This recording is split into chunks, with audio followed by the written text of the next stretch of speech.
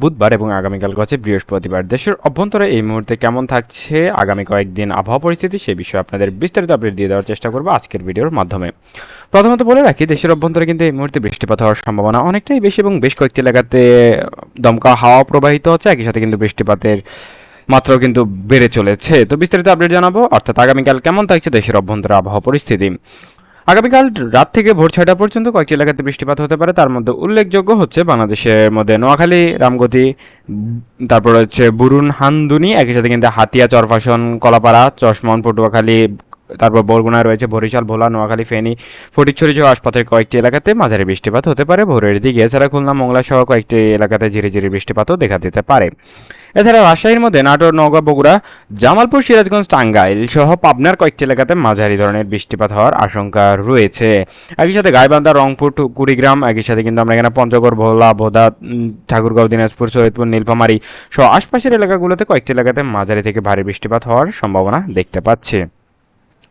এবার আমরা চলে যাওয়ার চেষ্টা করব একটু ভোরের থেকে দুপুরের দিকে চলে যাওয়ার চেষ্টা করব। দুপুর পর্যন্ত এই মুহূর্তে বৃষ্টিপাত হওয়ার, দুপুর 12টা পর্যন্ত বৃষ্টিপাত হওয়ার সম্ভাবনা আছে কয়েকটি এলাকাতে, বিশেষ করে আবার বলছি কুমিল্লা, চাঁদপুর, নোয়াখালী, ফেনী, ভোলা, বরিশাল, পটুয়াখালী, বরগুনা, একই সাথে কিন্তু কুয়াকাটা, হাতিয়া, সন্দ্বীপ, একই সাথে রাঙ্গামাটি রয়েছে, বান্দরবান রয়েছে, থানচি সহ আশপাশের কয়েকটি এলাকা।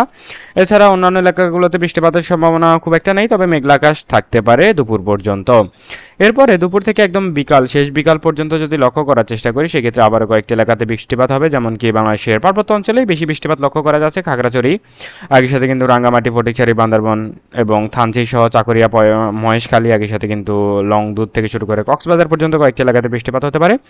বরিশাল, ভোলা, খুলনা, নাটোর, রাজশাহী এই এলাকাগুলোতে খুব একটা বৃষ্টিপাত লক্ষ্য করা যাবে না বিকাল বা সন্ধ্যার দিকে, এবং চুয়াডাঙ্গা, ঝিনাইদহ, পাবনা, টাঙ্গাইল, ভালুকা, নওগাঁ, বগুড়া, নাটোর, চাঁপাইনবাবগঞ্জ, বাগেরহাট, একই সাথে কিন্তু গাইবান্ধা, রংপুর, কুড়িগ্রাম, ঠাকুরগাঁও, দিনাজপুর, একই সাথে নীলফামারী, চরপাশন, ভোলা এই এলাকাগুলোতে, সৈয়দপুর, বদরগঞ্জ, দুর্গাপুর, তারপর বগুড়া রয়েছে, মাদারগঞ্জ রয়েছে, মাদারগঞ্জ, একই সাথে কিন্তু সরিষাবাড়িয়া, মধুপুর, ফুলবাড়ি প্রত্যেকটা এলাকাতেই হালকা থেকে মাঝারি বৃষ্টিপাত হবে। এইদিকে আমরা যদি দেখানোর চেষ্টা করি সিলেট অঞ্চলে, সেই ক্ষেত্রে সুনামগঞ্জ, একই সাথে কিন্তু জৈন্তাপুর, চাতক, সিলেট, ফেঞ্চুগঞ্জ, বড়লেখা, বকুলা, উরা, মৌলভীবাজার, নবীগঞ্জ, আজিম আজিমমিরগঞ্জ, একই সাথে কিন্তু হবিগঞ্জ সহ আশপাশের এলাকাগুলোতে বৃষ্টিপাত হওয়ার সম্ভাবনা রয়েছে ঝিরিঝিরি।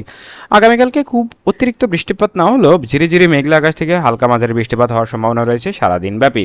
তবে রাতের দিকে প্রচুর বৃষ্টিপাত হতে পারে বাংলাদেশের রাজশাহীর মধ্যে, চাঁপাইনবাবগঞ্জ, একই সাথে নাচল, পেতনিতলা, পোরশা, একই সাথে কিন্তু জয়পুরহাট, দুপচাঁচিয়া, নওগাঁ, আসামগঞ্জ, বগুড়া, মাদারগঞ্জ, একই সাথে কিন্তু জামালপুর, ফুলছড়ি, দেবীগঞ্জ, গাইবান্ধা, পীরগঞ্জ, দুর্গাপুর, একই সাথে কিন্তু রংপুরের মধ্যে আরও কয়েকটি এলাকা যেমন কি নীলগঞ্জ, কালীগঞ্জ, লালমনিরহাট, নাগেশ্বরী সহ ভোদা, দেবীগঞ্জ, পঞ্চগড়ের কয়েকটি এলাকাতে বৃষ্টিপাত হতে পারে 6 থেকে 7 মিলিমিটার পর্যন্ত এবং ভারী বৃষ্টিপাতও লক্ষ্য করা যেতে পারে। এই ছিল সর্বশেষ।